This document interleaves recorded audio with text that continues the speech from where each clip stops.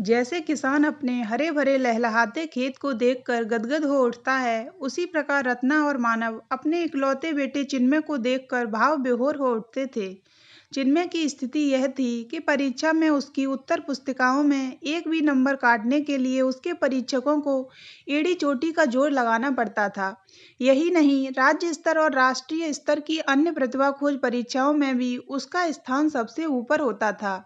इस तरह की योग्यताओं के साथ जब छोटी कक्षाओं की सीढ़ियां चढ़ते हुए चिन्मय 10वीं कक्षा में पहुंचा, तो रत्ना और मानव की अभिलाषाओं को भी पंख लग गए।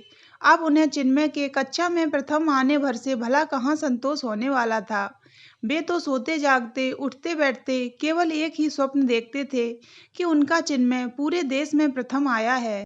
कैमरों के दूधिया प्रकाश में नहाते चिन्मय को देखकर कई बार रत्ना की नींद टूट जाती थी।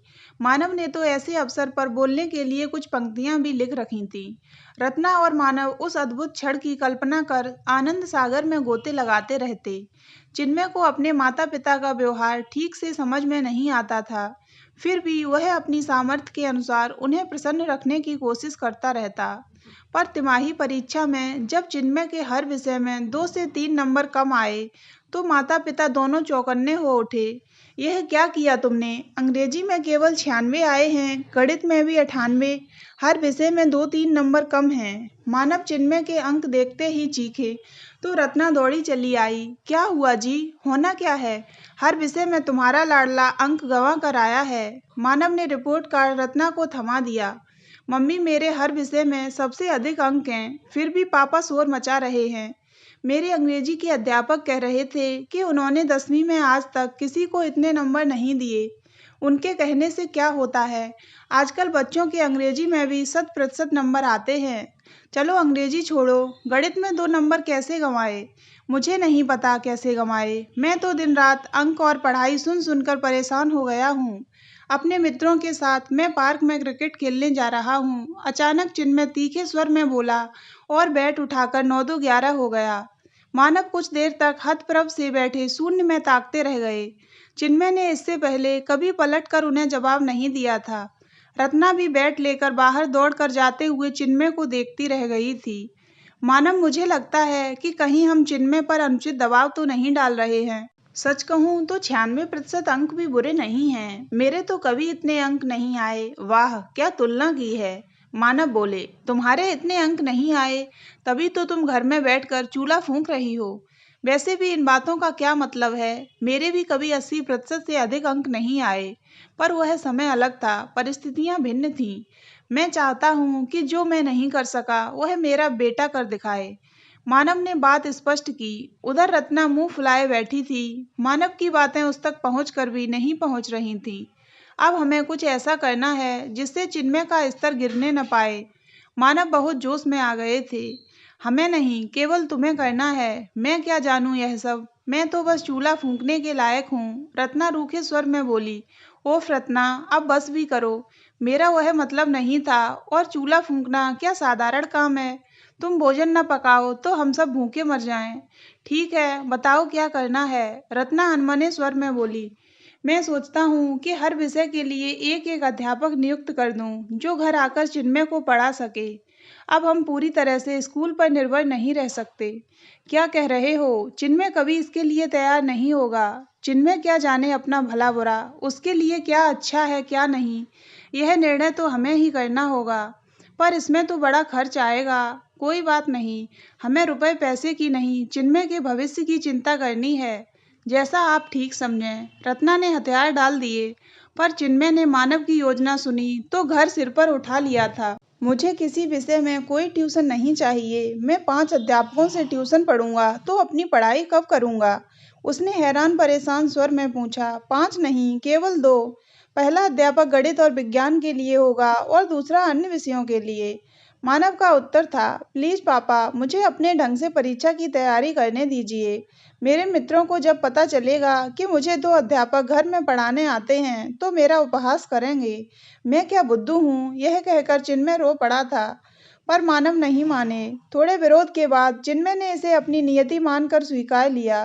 स्कूल और ट्यूशन से निवटता चिन्मय अक्सर मेज पर ही सिर रखकर सो जाता। मानव और रत्ना ने उसके खाने पीने पर भी रोक लगा रखी थी। चिन्मय की पसंद की आइसक्रीम और मिठाइयाँ तो घर में आनी ही बंद थीं। समय पंख लगाकर उड़ता रहा और परीक्षा कब सिर पर आ खड़ी हुई, किसी को पता ही नहीं चला। परीक्षा के दिन चिन्मय परीक्षा केंद्र पहुंचा। मित्रों को देखते ही उसके चेहरे पर अनोखी चमक आ गई, पर रत्ना और मानव का बुरा हाल था, मानो परीक्षा चिन्मय को नहीं, उन्हें ही देनी हो। परीक्षा समाप्त हुई तो चिन्मय ही नहीं, रत्ना और मानव ने भी चैन की सांस ली। अब तो केवल परीक्षा फल की प्रतीक्षा थी। मानव, रत्ना और चिन्मय हर साल घूमने और छुट्टियां मनाने का कार्यक्रम बनाते थे, पर इस वर्ष तो अलग ही बात थी। वे नहीं चाहते थे कि परीक्षा फल आने पर वाहवाही से वंचित रह जाएं। ध्रुव पब्लिक स्कूल की परंपरा के अनुसार परीक्षा फल मिलने का समाचार मिलते ही रत्ना और मानव चिन्मय को साथ लेकर विद्यालय जा पहुंचे थे। उनकी उत्सुकता अब अपने चरम पर थी। दिल की धड़कन बढ़ी हुई थी। विद्यालय के मैदान में मेला सा लगा था। कहीं किसी दिशा में फुसफुसाहट होती तो लगता जैसे परीक्षा फल आ गया है। कुछ ही देर में प्रधानाचार्य ने इशारे से रत्ना को अंदर आने को कहा, तो रत्ना हर्ष से फूली न समाई। इतने अभिभावकों के बीच से केवल उसे ही बुलाने का क्या अर्थ हो सकता है, सिवाय इसके कि चिन्मय सदा की तरह प्रथम आया है। वह तो केवल यह जानना चाहती थी कि वह देश में पहले स्थान पर है या नहीं। उफ, ये मानव भी ना ऐन वक्त पर चिन्मय को लेकर न जाने कहाँ चले गए। यही तो समय है जिसकी उन्हें कब से प्रतीक्षा थी। रत्ना ने दूर तक दृष्टि दौड़ाई, पर मानव और चिन्मय कहीं नजर नहीं आए। रत्ना अकेली ही प्रधानाचार्य के कक्ष में चली गई। देखिए रत्ना जी, परीक्षा फल आ गया है। हमारी लिपिक आशा ने इंटरनेट पर देख लिया है, पर बाहर नोटिस बोर्ड पर लगाने में अभी थोड़ा समय लगेगा, प्रधानाचार्य ने बताया। आप नोटिस बोर्ड पर कभी भी लगाइए, मुझे तो बस मेरे चिन्मय के बारे में बता दीजिए, इसीलिए तो आपको बुलाया है। चिन्मय के परीक्षा फल से मुझे बड़ी निराशा हुई है। क्या कह रही हैं आप? मैं ठीक कह रही हूँ रत्ना जी। कहाँ तो हम चिन्मय के देश भर में प्रथम आने की उम्मीद लगाए बैठे थे, और कहाँ वह विद्यालय में भी प्रथम नहीं आया। वह स्कूल में चौथे स्थान पर है। मैं नहीं मानती, ऐसा नहीं हो सकता, रत्ना रुआसी होकर बोली थी। कुछ बुरा नहीं किया है चिन्मय ने, 94% अंक हैं।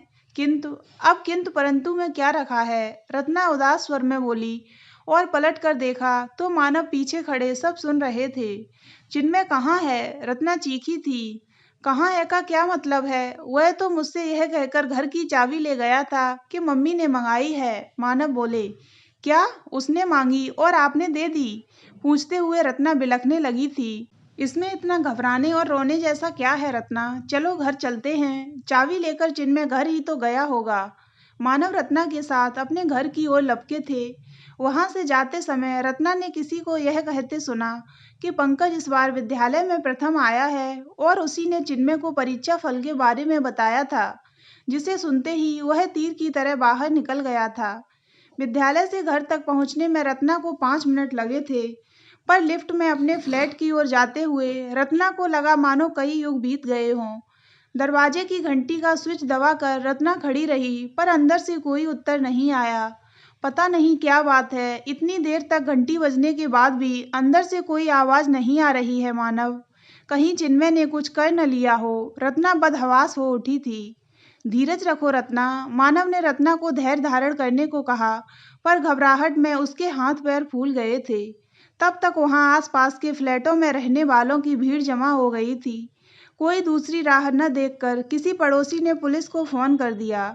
पुलिस अपने साथ फायर ब्रिगेड भी ले आई थी। बालकनी में सीढ़ी लगाकर खिड़की के रास्ते फायरमैन ने चिन्मय के कमरे में प्रवेश किया, तो देखा वह गहरी नींद में सो रहा था।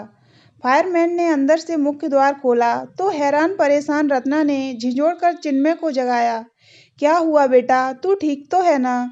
रत्ना ने प्रेम से उसके सिर पर हाथ फेरा था। मैं ठीक हूँ मम्मी, पर यह सब क्या है? उसने बालकनी से झांकती सीढ़ी और वहां जमा भीड़ की ओर इशारा किया। हमें परेशान करके तुम खुद चैन की नींद सो रहे थे, और अब पूछ रहे हो यह सब क्या है? मानव कुछ नाराज स्वर में बोले थे।